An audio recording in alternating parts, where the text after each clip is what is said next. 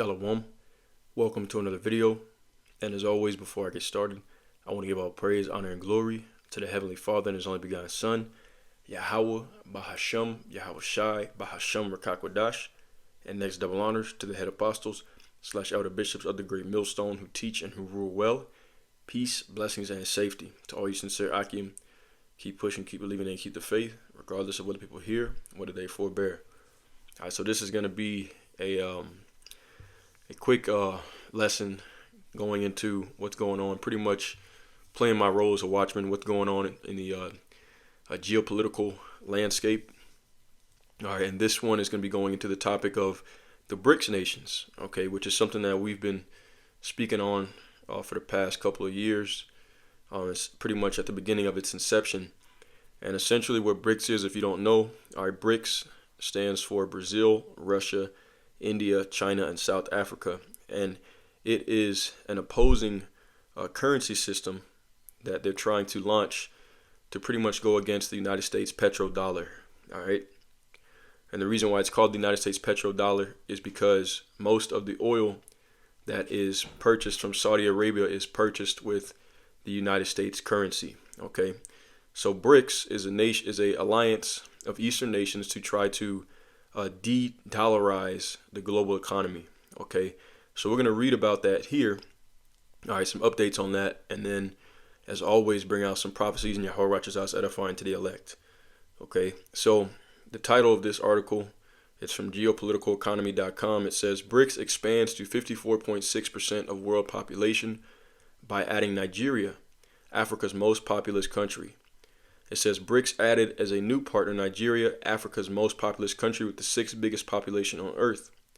BRICS now has 10 members and 9 partners, which make up 54.6% of the world population and 42.2% of global GDP. Okay, so why is this a big deal? All right, now over half of the world's population has agreed to pretty much go up against the United States petrodollar. So what does this mean for the American economy in layman's terms? All right. So this is another article from the USGoldBureau.com, and I'm going to put these down in the comment section. It says, and it's titled, let's see, it's actually entitled, Is a BRICS currency a threat to the US dollar? Okay, I'm going to go straight down to the good stuff. Like I said, I'm going to put these down in the comment section, and so if you guys want to read on this later on, okay, you're welcome to do so. Okay, it says, is BRICS a threat to the dollar? It says the BRICS economic influence extends beyond what most realize. BRICS have opened a bank called the New Development Bank, NDB, and has begun funding projects. A joint statement from BRICS finance ministers and central bank governors. We encourage the NDB as a leading provider of solutions for infrastructure and sustainable development, expand local currency operation, improve its credit ratings, including undertaking more co-financing ventures. Okay, so all right, the reason why this is a big deal, okay, is because once again, okay, the reason why the United States is in power, all right, financially, is because the United States currency is the current world reserve currency. Okay, so that's the reason why, okay, you're able to go to Mexico or other countries that are not as how could I say this? What they would call second or third world countries, and you're able to have high purchasing power. All right, but if the United States currency is taken away from, it loses its power and position as the pretty much the world currency, then we're going to be on equal playing field with the rest of the nations. All right, so let's see what it says here. Okay, BRICS versus USA. All right, it says the BRICS are gaining economic significance, but the dollar remains strong due to petrodollar recycling. Right, and once again, petrodollar is what it's going to tell you. The United States currency is the main one that's used when purchasing oil from Saudi Arabia. Okay, it says the petrodollar system is the agreement between the U.S. and Saudi Arabia to keep the oil trade in dollars. All right, that makes oil is one of the most valuable natural resources. That's why you have these oil sheiks, over there in the Middle East, so-called, okay, United Arab Emirates, Saudi Arabia. All right, they have a lot of oil in these countries, so the leaders of those countries have become very rich. Okay, so of course, when you're trading that natural resource, that is going to make whatever currency you're using very valuable. Okay, so anyways, it says 80% of international oil trade happens in U.S. dollars. Petrodollar recycling happens after dollar-based oil transactions, and the dollars get recycled into foreign investments and infrastructure. Okay, so because the United States currency is the main currency used to purchase oil, okay, other countries are willing to accept it and to use it, and it holds a high value. All right, it says if petrodollar recycling ends and trillions of dollars return stateside, there will be an unimaginable inflationary event.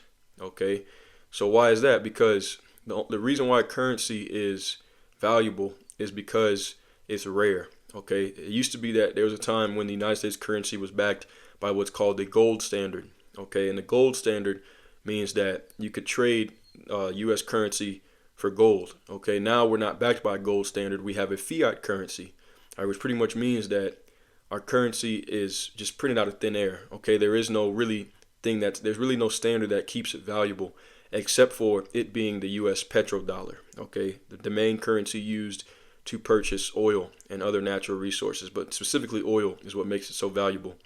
All right, so if that happens, okay, all the countries return the United States currency back to the United States. We're going to have United States dollars in abundance, number one, but other countries are not going to want to use the currency anymore, which is going to make it devalue, okay, on the global geopolitical market. It's going to be highly devalued, which will cause hyperinflation. That's the reason. And matter of fact, if you don't know what that is, let's go ahead and let's go to the online etymology dictionary, and we'll get the word for inflation, okay, so that you can see what that word means. All right, so let's see. I might have to go to Google. Okay, no, here it is. Okay, it says inflation, all right, the monetary sense of enlargement of prices. Okay, so pretty much things costing more. All right, like now you buy a carton of eggs for $4. That same carton of eggs, if the dollar is devalued, that same carton of eggs will cost you $20. The problem here is that when inflation happens, generally employers don't raise up wages to what's the word I'm looking for? They don't raise wages to comprise, or what's I'm looking to. I'll say they don't raise wages to match inflation. Okay, so if you make $20 an hour in the United States of America, all right, which is not really that much, okay, and a burger costs you $5, and that burger now costs you $15. Okay, well now you have a problem. Everything that you own, okay, so-called, which you don't really own anything, but everything that you need to function in daily life is going to cost double or triple. All right, so this, is not a good thing for the American economy. Oh, Slovakia. So, okay, it's going to cause hyperinflation. All right, now this is all a part of the Heavenly Father. Now we're going to go into the prophecy. This is all a part of the Heavenly Father attacking the West, which is the beast system. Okay, so pretty much NATO and the EU, and then the seat of the West, which is America, the daughter of Babylon. Okay, the Lord is attacking its power seat, okay, in multiple different ways, but this is one of those ways, okay, through the finances. All right, which America is already in heavy amounts of debt. Now, that being said, let's go ahead and go to the prophecies, and we'll see, okay, how this is in prophecy. Okay, so this is Psalms 83rd chapter, and what Psalms 83rd chapter is really about, the beginning of it goes into how all the nations join together, the heathen nations, okay, the biblical seed lines of these pretty much non-Israelites, okay, they join together to overcome and to hide the identity of the Israelites. They were a confederacy against them, okay, and this is going to be important to understand for the next prophecy I'm going to bring out. Psalms 83:1, it says, "Keep not thou silence, O Yahweh, and hold not thy peace, and be not still, O Yahweh. For lo, thine enemies make a tumult, and they that hate thee have lifted up the head. For they have taken crafty counsel against thy hidden ones, against thy people, and consulted against thy hidden ones. They have said, Come and let us cut them off from being a nation, that the name of Israel may be no more in remembrance. For they have consulted together with one consent. They are confederate against thee." Okay, remember that word, confederate. That's going to be an important key word to remember in the next prophecy I'm about to bring out. All right, but I'm going to continue on. It says, "The tabernacles of Edom and the Ishmaelites of Moab and the Hagarenes. And all these nations I'm listing off, these are biblical seed lines. Okay, there's a difference between a biblical seed line and a nationality. All right, people get that confused. Okay, so this is talking about Edom. Edom is the so-called white man today. The Ishmaelites is the so-called Arabs of Moab. Okay, that's the so-called Chinese. The Hagarenes, I believe, are so-called Africans. All right. Gabal and Ammon. Ammon is the so-called Japanese. Amalek is the 1948ers. Okay, which people know them today of as the JOOs. Okay, they came to that land in 1948. That's why we call them that. The Philistines with the inhabitants of Tyre. These are also Hamite African nations. Okay, today modern day Africans. It says Assur, which is Assyria, also is joined with them. They have hope in the children of Lot, Selah. Okay, so all these nations, really all the heathen nations, joined up together, all right, against the children of Israel. Okay, and they built a confederacy against the children of Israel. Let's see if we'll go to the online etymology dictionary and get the word for confederacy. If you don't know what that word means. Okay, so a confederacy is a contract between two or more persons or states for mutual support or joint action. Okay, so they joined together to take action against the children of Israel, and they created a confederacy. Okay, now that confederacy is between all the heathen nations, with the tabernacles of Edom, all right, the so-called white man being the head of that. All right, now let's go to Obadiah, because Obadiah, all right, is going to talk about, as it says right here. Okay, the title of this chapter is Edom will be humbled. All right, so remember that word confederacy. Okay, I'm going to start from the top. Obadiah 1:1. The vision of Obadiah, thus saith Yahweh B'Hashem Yahushai concerning Edom. All right, Edom, once again being the so-called white man, which, are the rulers of this world. Okay, their faces on the money. They're the most powerful nation. All right, they pretty much control everything for the most part. All right, and Amalek being the chief nation of Esau. All right, which being the JOOs. Okay, they really control everything. Okay, the elite banking families. That's what you call Lucifer in the Bible. Okay, but people in the world know of them as the Illuminati. All right, but this is a vision of the prophet Obadiah concerning Edom. He says, "We have heard a rumor from the Lord, and an ambassador is sent among the heathen. Arise ye, and let us rise up against her in battle." Okay, the her is talking about the daughter of Babylon, America. Okay, which America is the seat of the West. Okay, so that the heathen nations are rising up against America, all right, which is the chief seat of Esau, Edom. Okay, in battle, and they're coming from many different directions. Okay, they're gonna attack militarily, and they're also attacking financially, which is what we're reading about with the BRICS nations. Okay, because if that goes active and the U.S. petrodollar is replaced, that would, as it said in that article, that would cause hyperinflation, ultimately destroying the U.S. economy, plunging us into a Great Depression. And that's just one of the ways that the financial system of America is being attacked. Okay, we have a huge debt that we cannot control. All right, that is raising each and every day by millions and millions of dollars. All right, but continuing on, it says, Obadiah 1:2, "Behold, I have made thee small among the heathen, thou art greatly despised." Okay, so all the nations pretty much hate Esau. All right, especially Amalek. Okay, especially the 1948ers. Okay, the ones the world calls the JOOs. All right, why? Because they're seeing what they're doing, to the Palestinians. But not only that, all right, you look at world history. Okay, anywhere that the so-called white man touches, all right, death and destruction follows. And now the nations are calling it to mind and seeing who the oppressor of the earth is, which is prophesied, okay, for Esau, Edom to be the wicked of the earth. Okay, so they're doing their job. That's what they're supposed to do. They're supposed to oppress.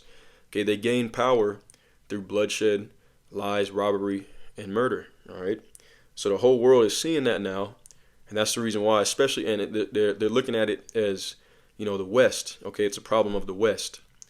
Okay, that's how the world is seeing it right about now. And Russia is also, a nation of Edomites, but they're pretty much rising up against, their own people. Okay, because they want up next. Okay, they want the power seat. So they're gonna rise up with the heathen nations joined unto them. All right, to go to war in the Battle of Armageddon, also known as World War III. All right, they're going to rise up against America, Babylon the Great, but they're attacking it in many different ways.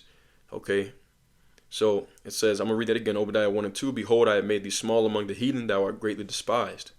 The pride of thine heart hath deceived thee, thou that dwellest in the clefts of the rock, whose habitation is high, that saith in his heart, who shall bring me down to the ground? Okay, and Esau, Edom is, they make, in popular culture, they say Esau, okay, the so-called white man, is a caveman.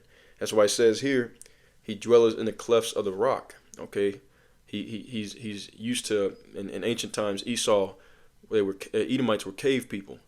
Okay, Obadiah 1 and 4. Though thou exalt thyself as the eagle, that's another insignia of the Edomites. Okay, ancient Rome and America, Babylon the Great, both have that as their, as their sign. Okay, their national bird. All right, the eagle. Though thou exalt thyself as the eagle, and thou set thy nest among the stars, from thence will I bring thee down, saith Yahweh Shem Shai. I got the satellites up in space. It says, verse 5, if thieves came to thee, if robbers by night, how art thou cut off? And would they not have stolen till they had enough? If the grape gatherers came to thee, would they not leave some grapes? Okay, so Esau, the reason why the nations are rising up against him is because, okay, especially the West is known for its hyper-capitalism and greed. Okay, so the nations are pissed off because a lot of these nations around the world are poor because of the West, because the West comes in and they set up coups and civil wars and stuff like that, so they can destabilize the country, come in there and pillage the resources. As a matter of fact, I think in this article it actually mentions that. All right. Okay, let's see. It says, let's see if I can find that. Yep, here it is. Okay, this is from the United States Gold Bureau. Okay, same article. It says Saudi Arabia is actively negotiating with China to accept the Chinese yuan for oil. So they're already preparing to get rid of the U.S. petrodollar. The second pillar of the Saudi Arabia 2030 plan is to grow and diversify its economy. China is Saudi Arabia's largest customer and buys almost 2 million barrels per day of Saudi oil. Before Saudi Arabia could move the oil trade away from dollars to yuan, it would probably happen slowly because Saudi Arabia still has a significant dollar-based investments. Saudi Arabia will move away from the dollar slowly, but it is moving away. Okay, so they're already saying we're going to get rid of the dollar as the oil currency, which once again is going to lead to hyperinflation. It's going to destroy the economy, and that's going to pretty much cause chaos in the streets of America overnight. All right, but let's continue on. Okay, it says, look at this quote from the Chinese Communist Party newspaper. It says, if they can achieve that goal to push back against the dollar's hegemony, other developing nations will also join them when it comes to developing alternative financial infrastructure in response to reckless U.S. sanctions. Okay, so once again, all right, they're known for being greedy. Okay, not only are a lot of nations poor because of instability that the West has socially engineered, but also, okay, whenever anybody does anything that the United States doesn't like, they put sanctions and tariffs on them and try to attack their economy. That's what happened to Cuba with Fidel Castro back then. That's the reason why they say if you go to Cuba today, it's like going back in a time machine. They still got cars from the 70s and all that because Cuba was one of the few nations that did not want to play ball back then, with the United States to allow them to come in and pillage all their resources. So they blacklisted Cuba on the global market. Okay, so what did Cuba do? Cuba joined up with Russia. Okay, so now, once again, everybody's kind of waking up and seeing, okay, that the West, specifically America, Babylon the Great, is the big bully on the geopolitical market. Okay, so they're sick of, even with with President-elect Donald Trump. He said that if Greenland did not agree to being purchased, that he would put tariffs on it. So they're trying to, what they do is they try to use the dollar, okay, and their economic power to terrorize other nations that do not, pretty much bow down to their agendas. Okay, but look at this right here. It says, Saudi Arabia does not want to become Iraq. Saddam Hussein changed the oil trade to euros in 2001. Listen to this. All right, accusations of weapons of mass destruction came against him, and the U.S. invaded Iraq, and we know what happened. Saddam Hussein, okay, he changed the oil trade to euros from Iraq. Okay, once again, the U.S. petrodollar, so that would affect the U.S. economy. So what did they do? They laid out accusations of weapons of mass destruction and came against him and killed him. And the U.S. invaded Iraq. It appears Saudi Arabia is moving towards de-dollarization. In 2 years, Saudi Arabia decreased their U.S. treasuries by 35.2%. In 2020, Saudi Arabia held $184.4 billion worth of U.S. treasuries. As of January 2022, Saudi Arabia only held $119.4 billion. Okay, so in other words, Saudi Arabia is slowly trying to walk away from the beast without getting devoured. Okay, that's what's happening. But see, with this BRICS thing, all right, Russia is making it to where whenever anybody who is being bullied by the West, okay, Russia comes in like that big brother to save them, which there's another prophecy on that. Let me get it right quick. All right, Joel chapter 3, okay, and verse, let's see, where's it at? Joel chapter 3, and here it is, okay, verse 9. It says, proclaim ye this among the Gentiles, prepare war and wake up the mighty men. Let all the men of war draw near and let them come up. Okay, verse 10. Beat your plowshares into swords and your pruning hooks into spears. Let the weak say, I am strong. All right, so they're gathering themselves together for the battle of Armageddon, okay, in the valley of Yahweh Shaphat, which means Yahweh meaning Heavenly Father, Shaphat meaning judgment. Okay, so this is World War III they're gathering together for. And it says in that verse 10, it said, let the weak say, I am strong. Why? Because, okay, there's strength in numbers, strength in unity. And now over 50% of the world's population has been joined unto Russia through the BRICS nations.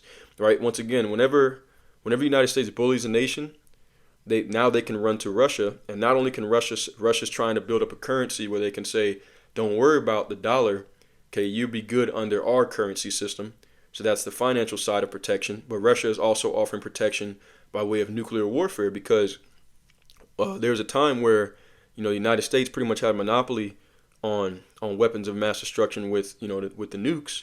All right, but now Russia is passing out nuclear weapons, okay, to all the different nations that pretty much want to go up against America, Babylon the Great, okay, including China, Iran, all right, all these different Eastern nations that before, if they were on their own, they would not be able to stand up against the West. Okay, so the weak are now saying, I am strong. Russia is backing everybody. And that's prophesied of in Ezekiel, the 38th chapter, or Ezekiel 38th chapter as well. But let's just continue on in this Obadiah. We'll get ready to close out in a minute. Okay, Obadiah 1 and verse 5, talking about how pretty much would a thief not steal until he has enough. All right, see, the West and Esau, because he's so greedy, Esau will take everything from you. He won't leave a penny. Okay, and you see that. Even here in America, people are sick of that crap, man. That's the reason why when that healthcare CEO got deleted, all right, people were saying that guy Luigi was a hero because, he was rich off of the pain and suffering of probably millions of Americans because, the healthcare system here is flawed, with the insurance and everything, the insurance scams.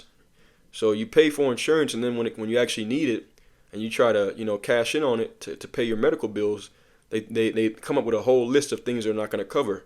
All right, and they leave you high and dry with pretty much, bankruptcy type level medical bills that they know most people can't afford. Okay, see, even with the medical industry, right? Medicine, all right, medicine to save your life for like HIV pills or different, pills for the big C. I don't want to say it because I don't want to get the video flagged, but these treatments will throw you into bankruptcy. Most Americans are living check to check. They don't have $50,000 to pay for a treatment. So what's going to happen to you? Okay, you're just going to die. All right. All this is because of the greed of America, Babylon the Great. Okay, so they don't only just destroy, other nations, they destroy their own people. All right, which let me get a precept on that. Okay, Sirach the 14th chapter. And here it is, Sirach chapter 14 and verse 3. It says, riches are not comely for a niggard, okay, which is a greedy person. They're not beautiful for a niggard. He can never have enough. Okay, these Edomites could have billions of dollars and still looking for ways to squeeze every penny out of the poor. It says, and what should an envious man do with money? He that gathereth by defrauding his own soul gathereth for others, that shall spend his goods riotously.